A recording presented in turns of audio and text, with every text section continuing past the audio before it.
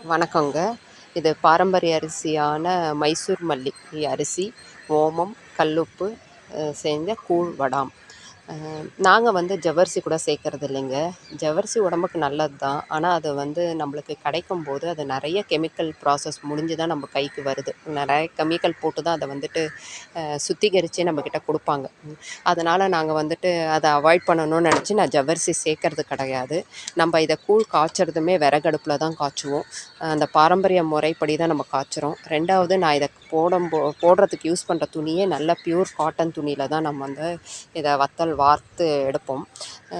யூசுவலா எங்க கிராமம்னா எங்க பாட்டியோட ஊரான ராணிப்பேட்டை மாவட்டத்தில பார்த்திங்கன்னா, ஊர்ல இருக்க எல்லார் வீட்லேயுமே இந்த வெயில் காலத்த இது மாரி தான் யூஸ் பண்ணிப்பாங்க. வத்தல் போடுவாங்க. வெங்காய வடகம் இங்க வச்சுருக்கேன் பாருங்க. அது பறவைங்க கிட்டேருந்து இது பண்ணுறதுக்கு வேண்டி வெங்காய வடகத்த வந்து நாங்க இங்க வந்து காய வச்சுருக்கோம். இந்த மாரி வந்து ஒரு வருடத்துக்கு வேண்டிய வெங்காய வடகம். இது சின்ன வெங்காயம் போட்டு செஞ்ச வடகம், தாளிப்பு வடகம். இந்த வடகத்தையும் வந்துட்டு எங்க கிராமத்தில ஃபுல் அண்ட் ஃபுல் எல்லார் வீட்லேயும் வந்து இதெல்லாம் வந்து ஒரு வருடத்துக்கு வேண்டியத தேவையானத ப்ரிப்பேர் பண்ணி வச்சுப்பாங்க. இது மட்டும் இல்லாம, எங்க பாட்டி பார்த்திங்கன்னா, ஊறுகாய், அதாவது மாங்காய் ஊறுகாய், எலுமிச்சம் ஊறுகாய், நார்த்தங்காய் ஊறுகாய் இதெல்லாம் வந்துட்டு இந்த வெயில் காலம் போட்டு வைப்பாங்க. நாங்க அந்த கோடை விடுமுறைக்கு போகிறப்போ எங்க பாட்டி இந்த வேலையெல்லாம் செய்வாங்க. கூட அது மட்டும் இல்லாம இந்த ஆலமரத்தோட இலை எடுத்துட்டு வந்து அழகா தைப்பாங்க. அதுவும் அந்த ஷேப்பு பார்த்திங்கன்னா, அவ்வளோ அழகா ரவுண்டா கட் பண்ணி அவ்வளோ அழகா இருக்கும் அந்த இலைய பார்க்குறதுக்கே.